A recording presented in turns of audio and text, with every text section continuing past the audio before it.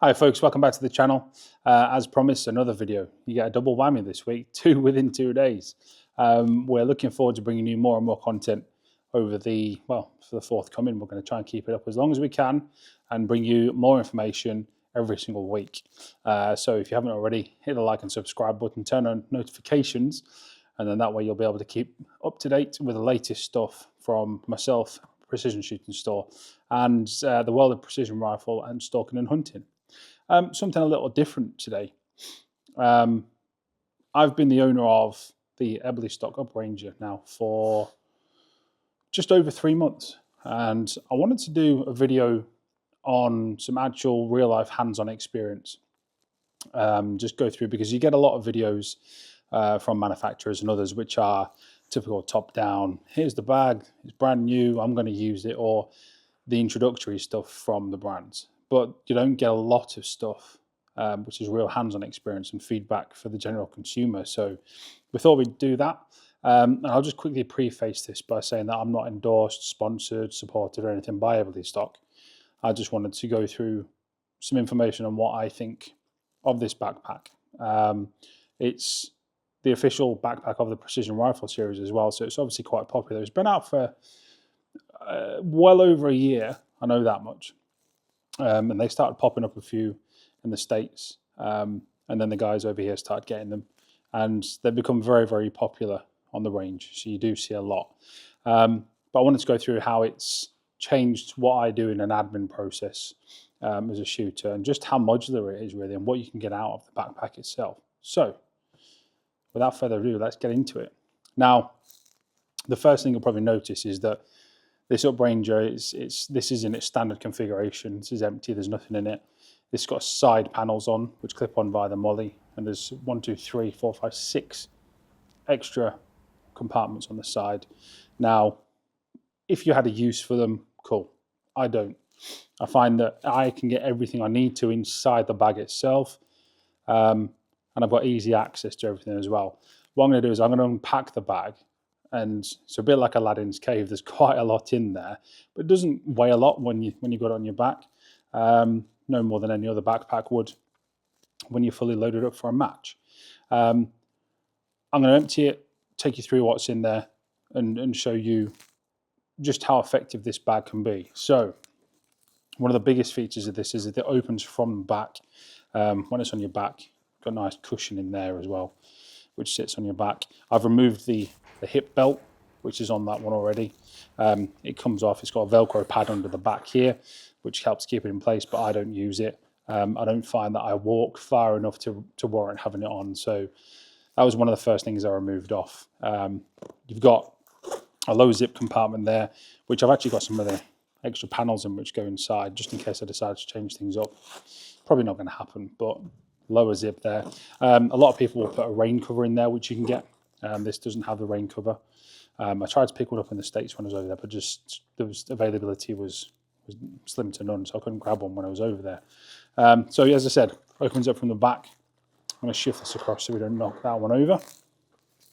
Now, when I'm at a match, I want to try and have my admin all together. It really affects how your day can go if you've got poor admin. So it does make a very big difference. First thing on top is my folder, which will generally have my matchbook in, and normally if I popped it on there, I have a pen or two tucked in the back there. That's the first thing I'll take out, and I'll hang it on my tripod. So, organizer, and we've got 2 MTM cases, enough for 100 rounds there. Put those over there. Double full SkyPod. Now, normally that would live on the rifle, depending on what you're doing. It's 9 times out of 10 on there, because you'll walk along, you take your rifle off, drop it down, then you do your admin, depending on how your range is operated, if you run in a bag or not to put your rifle in a bag. But 9 times out of 10, that's in there. So we'll discount that from being in there. I just wanted to show that you can get one in there, no worries. Got that to the side. Got a rear squishy bag, Armageddon Gear X-Wing. One of those there. That's one compartment empty. Loophole rangefinder. Dope card holder. This again is normally on the rifle, but just took it off when I was doing some admin the other day. It just ended up back in the bag. We've got Arca bag plate with the bag as well. We've got Garmin in a box. I like to keep it safe. That's in there. We've got some snacks. This is some biltong. It's probably not the best. The South Africans who know me and watch this are probably going to be swearing at the TV right now because, yeah, this doesn't compare to the stuff back home. We've got, in the third compartment, 15 power binos. They're the loopholes. So they're obviously a big unit. They go in there. And when they're not in here, they end up on my tripod in my spotting setup. So they're in there. It's my pouch, my Kestrel. My Kestrel lives in my belt normally, along with my magazines. So that's that compartment empty. We've got a Harris bipod with Arca adapter. Told you it's a bit like Aladdin's cave. Ear Pro. Now, normally they're going to be on your head, so they wouldn't be in the bag. But it just goes to show you what the bag process can be like when you turn up to match. Everything's in there. You don't have to worry about it. So the whole lot fits in there. Ear Pro. We've got rain cover for the rifle. I'll pop this back in here just for now. We've got sunshade for the Mark V. That's in there. Spray for your lens. Mag loader, because I'm a big girl and I don't like using my thumbs. We've got a single feed sled. And we've got a soft wiper for scopes, lenses, binos, whatever it is you're going to use it for. That's all in there as well. And then, last but not least, barricade bag. Upranger Precision bag there. So, as you can see, there's a hell of a lot of stuff in there. I had my friends over at Presidio Rifle Accessories make me a small pencil case, which clips onto the molly in there, a couple of clips. That sits in there nicely. So any admin I'm doing, so if I'm marking my turrets, writing dope down, or popping my score in my book or whatever it may be, everything's in there. That's there.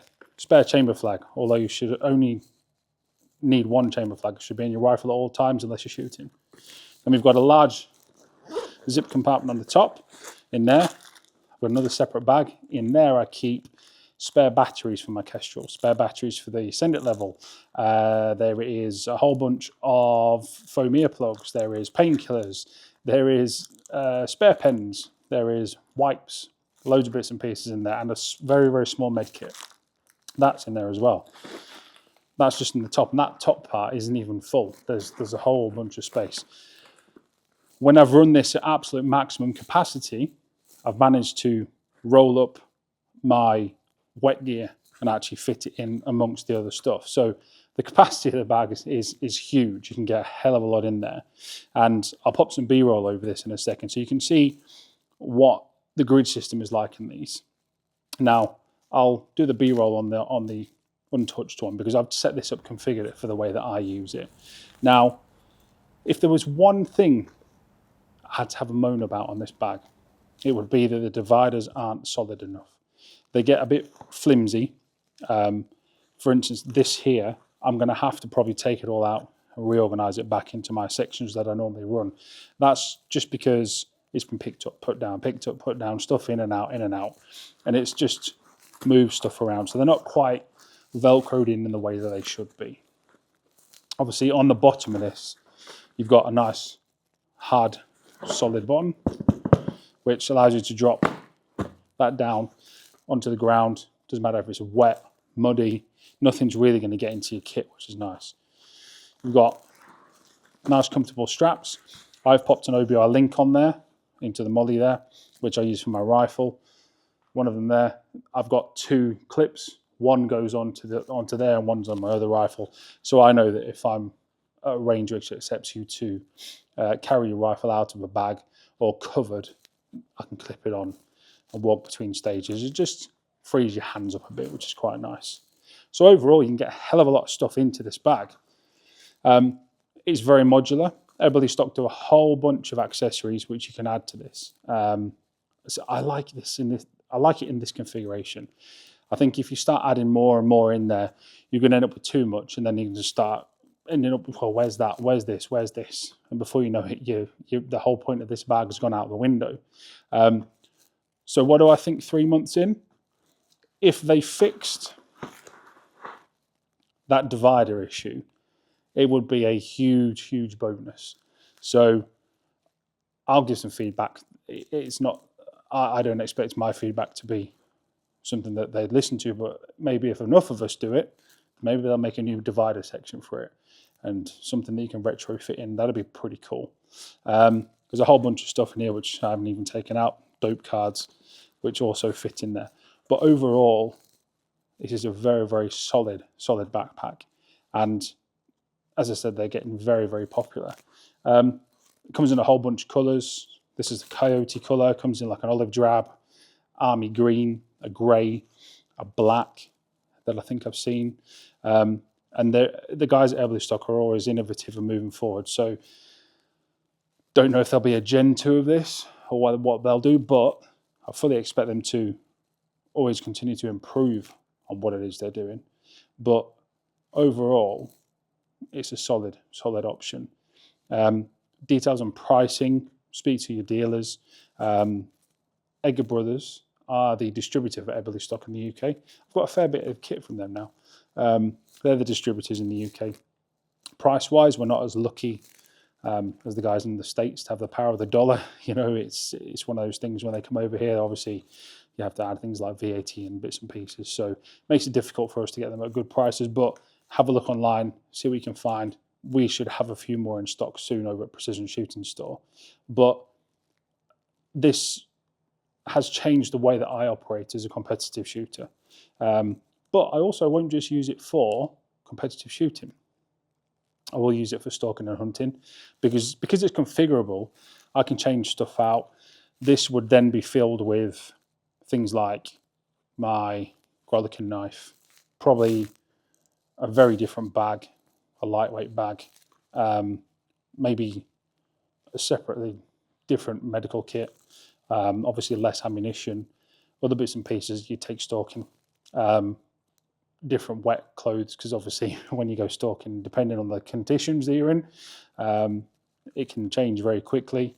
And this will be a very, very solid option when it's in its other configurable options that you can run on it. As I said, it's not a heavy bag at all. It's nice and light. The back of it makes it look like it's going to be quite heavy, but when I first got it, I picked it up and that's fantastic. It's going to be a solid option for giving shooters, hunters, stalkers, and even recreational users a good option for when they're out hiking. I wouldn't not take this hiking. It's configurable for it.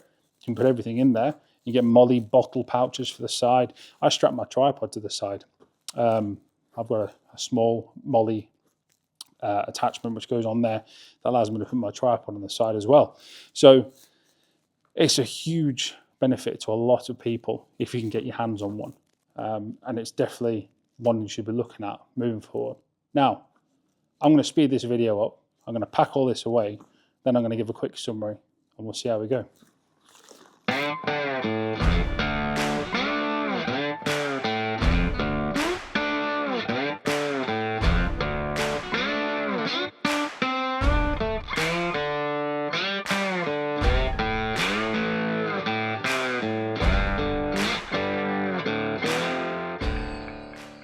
There you have it, Eberlestock Upranger.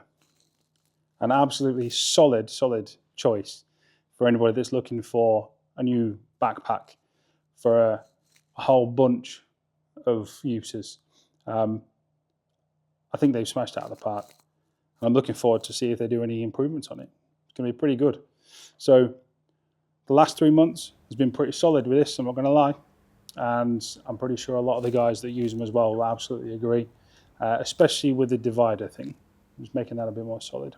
So see how you go with it. Have a look, see if you can find them online, get one ordered. But in the meantime, make sure you hit the like, subscribe button, turn on notifications, because we're going to be bringing you a lot more stuff.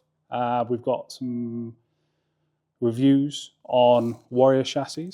We've got information on the Quick and Nail unit, which is flying off the shelf. So those who reload, you'll be interested in that one.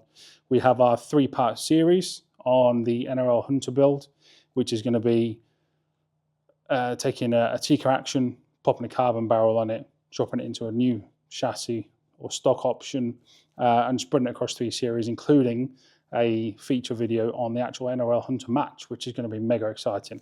That's going to be coming out over the next 4 to 6 weeks, because the first match is the 1st of March up in Scotland. So if you like what you see, if you've enjoyed the videos, please give us a thumbs up.